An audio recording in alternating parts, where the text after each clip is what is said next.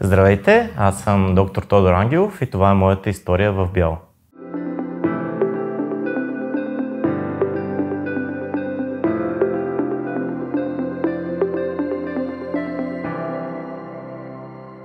Аз избрах лекарската професия малко по-различно от другите колеги, защото в моето семейство няма лекари. Съответно, аз съм си първи, аз си оправям моята пътечка в медицината. Още от ученическите години има голям интерес към биологията, химията, към приложните науки и впоследствие родителите ми видяха това и ме насърчаваха, като ми купувах различни енциклопедии, включително много такива, които са за човешкото тяло, и още от тогава се запалих към тази сфера.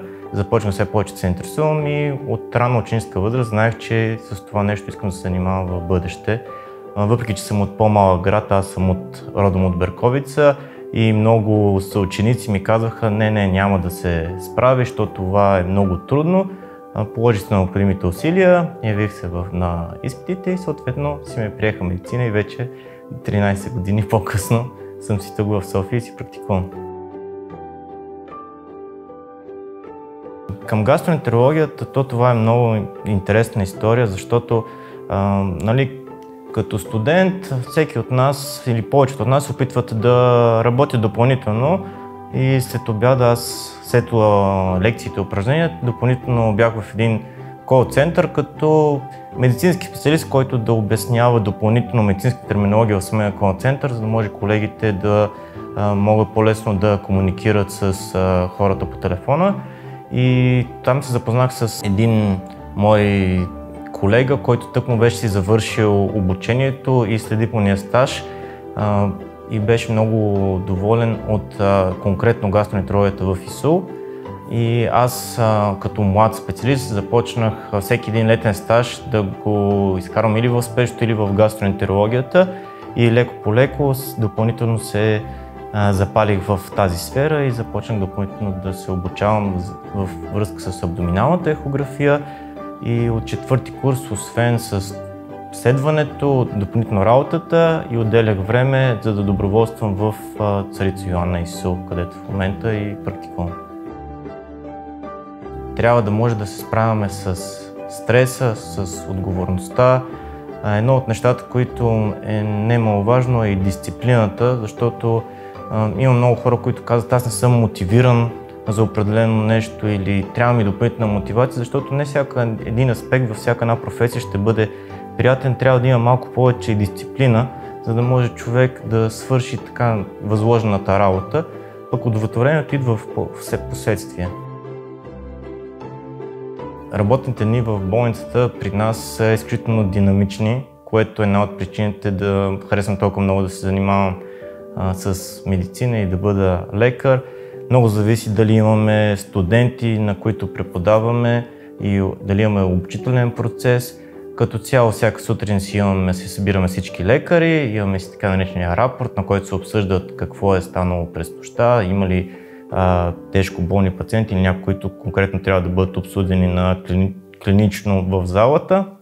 И след това всеки започва своята работа по неговите болни и в манипулационните зали, тъй като ние имаме, освен прегледите в стаята, разпити на пациентите, допълнително осъществяваме много абдоминални ехографии, съответно оглед чрез ултразвук на коремните органи, която част от ежедневието им преминава в този кабинет, и след това имаме запланувани гастроскопии, колоноскопии и други инвазивни процедури.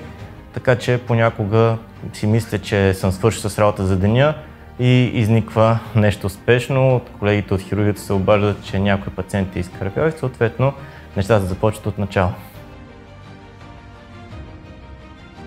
Със сигурност сериозен проблем в системата на здравеопазването е дефицит на кадри и особено дефицит на медицински сестри. Медицинските сестри са изключително ключови в нашата ежедневна работа. Ние разчитаме във всеки един аспект на тях.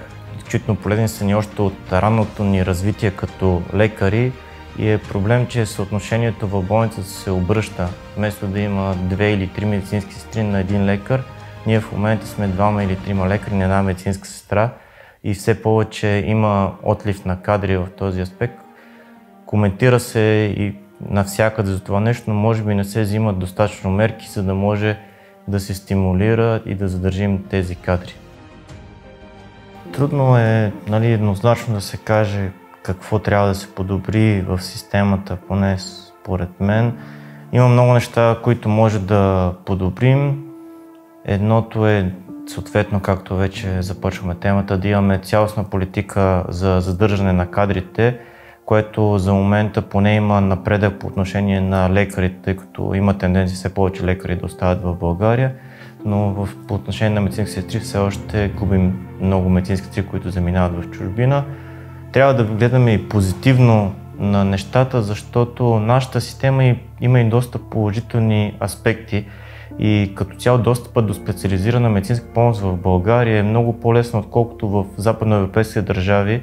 И много пъти имам и приятели, които работят в чужбина и казват, че там ми назначават преглед след около 3 до 6 месеца само за преглед, без някаква специализирана процедура. Съответно, те взимат билета, идват в България и тук им се свършват нещата в рамките на седмица, което е изключителна възможност. Имаме правилния пример чрез обмените, възможността да пътуваме, да участваме в конгреси в различни държави и съответно този хубав пример и положителни неща да може да ги внесем при нас и да може да ги приложим допълнително и по този начин, чрез промяната в нас, да се промени и общото цяло. Предизвикателствата в професионален план са много, тъй като ежедневно през нашите ръце за зло или за добро преминават много човешки съдби, няма как това да не се отразява, съответно не винаги новините са добри. Предизвикателство е да се кажат лошите новини на пациента, предизвикателство е цялостният стрес в ежедневието, натоварените смени, тежките дежурства, но всеки един от нас по един или друг начин се справя с тези предизвикателства и се опитва да бъде пълноценен. Асистентството и преподаването в университета за мен лично е голямо удовлетворение, тъй като по този начин ние в катедрата преподаваме клинична медицина, съответно имаме възможност да предадем практическите аспекти на професията на нашите студенти. И винаги е много положително, когато идва новия цикъл от млади колеги, напомня ни какви сме били ние на техните години, малко по-наивни, малко с по-розовите очила. Съответно пък това нас ни зарежда положително в по-различен аспект. Като цяло в България по отношение на образованието на медицински специалисти смея твърдя, че сме на едно доста добро ниво и не отстъпваме на водещите университети. Включително българските студенти имат и аз съм имал възможност да все още да осъществяваме анатомични модели, които са от трупни донори, нещо, което в повечето държави вече го няма. Работата няма как да не ни променя. Ние приемаме както положителни, така и негативни емоции ежедневно. Въпреки че сме много различни хора, имало е случаи, в които повечето от нас реагираме по един и същи начин. Типичен пример е по време на COVID пандемията, още в началото. Имаше един период, в който ние давахме дежурства 7 дни, 24 часа, бяхме затворени, изолирани, защото още не се знаеше как може да бъде предавана инфекцията. И тогава всеки един от нас минаваше през определени фази, както на еуфория, така и малко или много на депресия и е предизвикателство да се справяме с тези неща. Може би това е едно от качеството, което трябва да притежава един лекар, е да се справя с стресът и с тези предизвикателства на различните емоции в ежедневието. Като бях още ученик, много играех компютърни игри. След това животът ме събра с съпругата и постепенно намалях игрането на компютърни игри. Сега остана да играем настолни игри, като се събираме приятели. Понякога просто взимам слушалките, след тежка смяна, излизам, разхождам се и това супер много ме разтоварва.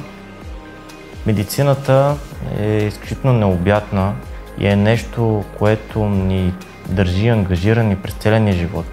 Ние продължаваме да се развиваме, да искаме да се усъвършенстваме и да бъдем все по-добри и по-добри лекари, както за нас самите, така да имаме удовлетворение, така и за нашите пациенти съответно. Всеки един човек, който реши да се занимава с медицина, знае, че това е едно обвързване за цял живот.